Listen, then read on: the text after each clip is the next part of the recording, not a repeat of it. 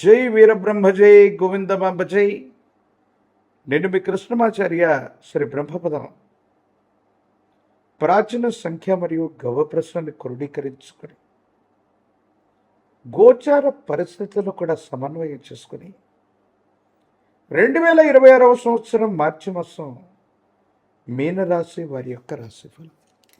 శివాయ బ్రహ్మమే నమః. వీరబ్రహ్మేంద్ర స్వామినే నమః.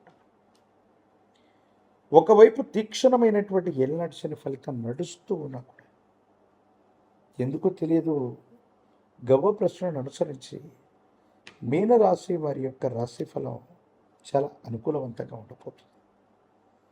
ఆర్థికపరమైన అంశాలు, వ్యక్తిగతమైనటువంటి జీవితానికి సంబంధించిన స్థితిగతులు సానుకూలవంతంగా ఉన్నాయి. కానీ ఆరోగ్యపరమైనటువంటి అంశాల్లో మాత్రం కంటికి సంబంధించిన అనారోగ్యం, పాదాలకు సంబంధించినటువంటి నొప్పులు లేదా ఎముకలకు సంబంధించిన అనారోగ్యం మిమ్మల్ని బాధించేటువంటి పరిస్థితి. కాబట్టి ఈ విషయాల పట్ల మీరు చాలా జాగ్రత్తగా ఉండటం చెప్పదగిన సూచన. ఆర్థికపరమైనటువంటి అంశాలు బాగున్నాయి, కానీ ఆదాయాన్ని మించినటువంటి ఖర్చుల్ని మనం చూసే అవకాశం ఉంటుంది. ధనం మంచినీళ్ళ ప్రాయంగా ఖర్చు అయిపోతుంది. ఏం చెయ్యాలో అర్థం కాక, ఏమవుతుందో తెలియక సంఘర్షణతో కూడిన జీవన విధానంతో మీరుంటారు. సంతోషకరమైనటువంటి స్థితిగతుల్లో ఉన్నామన్నటువంటి మాటే తప్ప ఏమీ చెయ్యలేక, ఏమవుతుందో అర్థం కాక ఇబ్బంది పడుతున్నటువంటి పరిస్థితులు గోచరిస్తూ ఉంటూ ఉంటాయి. ధనం మంచినీళ్ళ ప్రాయంగా ఖర్చు అయిపోవటం లేదా తగిన ధనం సమయానికి రాకపోవటం, ఈ రెండు విషయాల పట్ల మాత్రం కొంచెం జాగ్రత్తగా ఉండండి. వైవాహిక జీవితం, కుటుంబపరమైన అంశాలు, భార్యాభర్తలకు సంబంధించిన జీవితం చాలా అనుకూలంగా ఉంది. యోగదాయకమైనటువంటి ఫలితాలకు కారణమవుతుంది.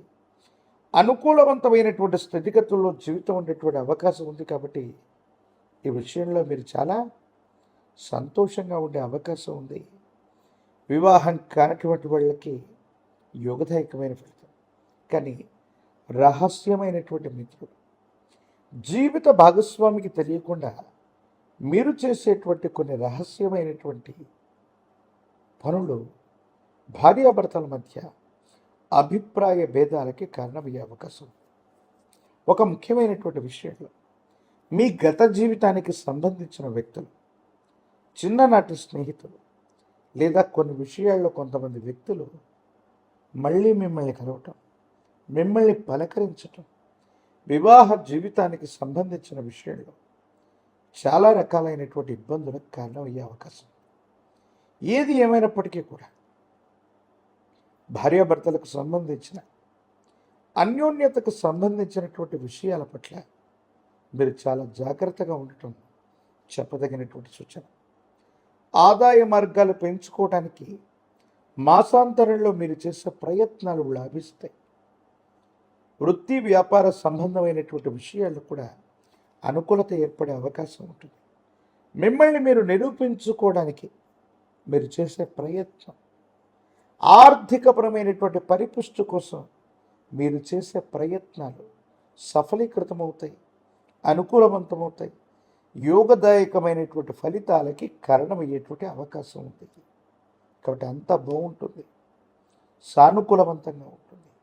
యోగదాయకమైనటువంటి మార్పుల్ని మీరు తప్పకుండా పొందే అవకాశం ఉంది. కాబట్టి ఈ విషయంలో మీరు చాలా సంతోషంగా ఉండేటువంటి పరిస్థితులు కూడా గోచరిస్తూ ఉంటాయి.